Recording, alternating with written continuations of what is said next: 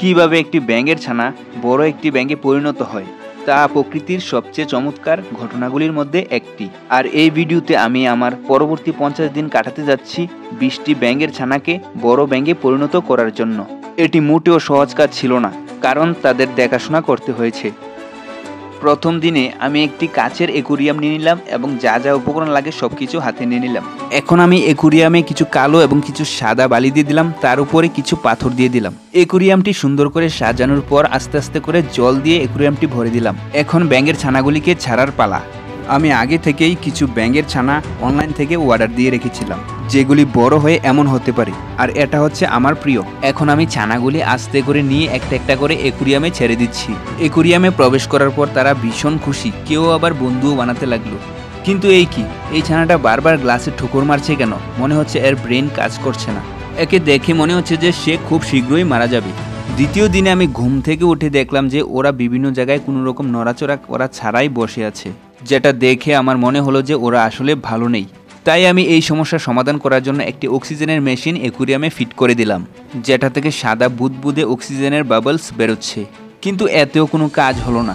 তাই আমি ওদেরকে কিছু খাবার দিয়ে দেখব আসলে ওরা খাবার খায় কিনা। প্রথমে একটি খাবারের দানা দিয়ে দেখলাম বাচ্চাটি নড়াচড়া করছে, তাই আমি অনেকগুলি খাবার দিয়ে দিলাম আর দেখলাম বাচ্চাগুলি অনেক খুশি মনে নড়াচড়া করে খাবার খাচ্ছে, যেন এক একজন খাবারের মেশিন। হঠাৎ করে আমি খেয়াল করলাম একটি বাচ্চার পেছন দিয়ে পা গজাচ্ছে। তৃতীয় দিনে এসে আমি খেয়াল করলাম অ্যাকুরিয়ামের জলটা একদমই ঘোলা হয়ে গেছে, যেটাকে দেখতে পুরোপুরি ড্রেনের জলের মতো লাগছে। তাই আমি এই সমস্যাটি সমাধান করার জন্য অ্যাকুরিয়ামে একটি ফিল্টার সেট করে দিলাম, যার ফলে কিছুক্ষণের মধ্যেই অ্যাকুরিয়ামের জলটা পরিষ্কার হয়ে গেল। অষ্টম দিনে এসে আমি খেয়াল করলাম প্রায় সবগুলি ছানারই পেছন দিয়ে পা গজিয়েছে।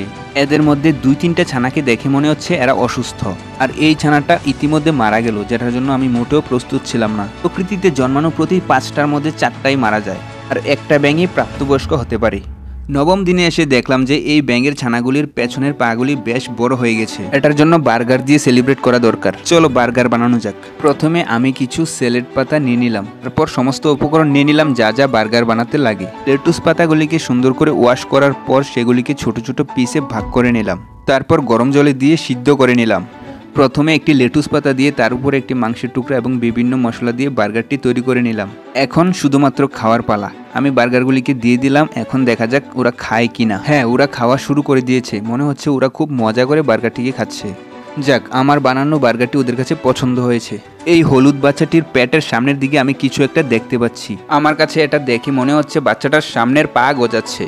তাছাড়া এই বাচ্চাটাও আকৃতিতে অনেকটা বড় হয়ে গিয়েছে। আমি শুনেছি বড় ব্যাঙগুলি ছোট ব্যাঙের বাচ্চাগুলিকে খেয়ে ফেলে, তাই আমি ভাবছি ওকে আলাদা একটি অ্যাকুরিয়ামে রাখবো।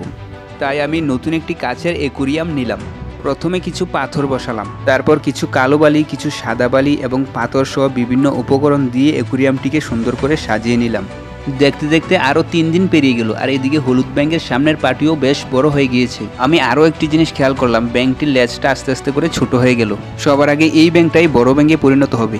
এখন আমি এই কিউট ব্যাঙের ছানাটাকে নতুন অ্যাকুরিয়ামে রেখে দিলাম। সে নতুন অ্যাকুরিয়ামে গিয়ে নিরাপদ স্থানে বসে আছে, যেন বড় ব্যাঙেরা ওকে আক্রমণ করতে না পারে। কিছুক্ষণ পর আমি লক্ষ্য করলাম সে যেখানে জল কম সেখানে গিয়ে বসে আছে।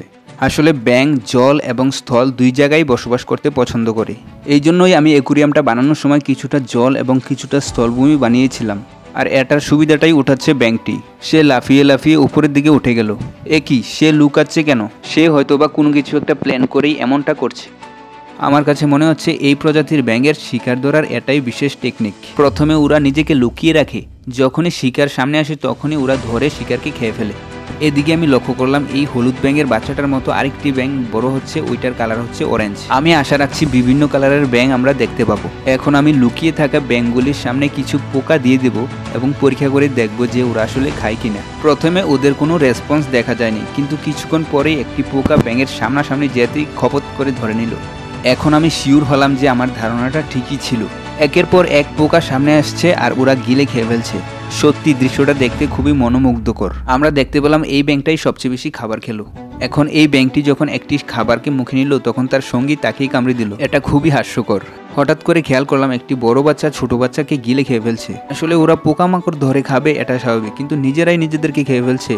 এটা খুবই দুঃখজনক। তার জন্য আমি চিন্তা করলাম সবাইকে আলাদা আলাদা রুমে রাখবো। তাই আমি সমস্ত বাচ্চাদের জন্য আলাদা আলাদা করে অ্যাকুরিয়াম কিনে নিলাম।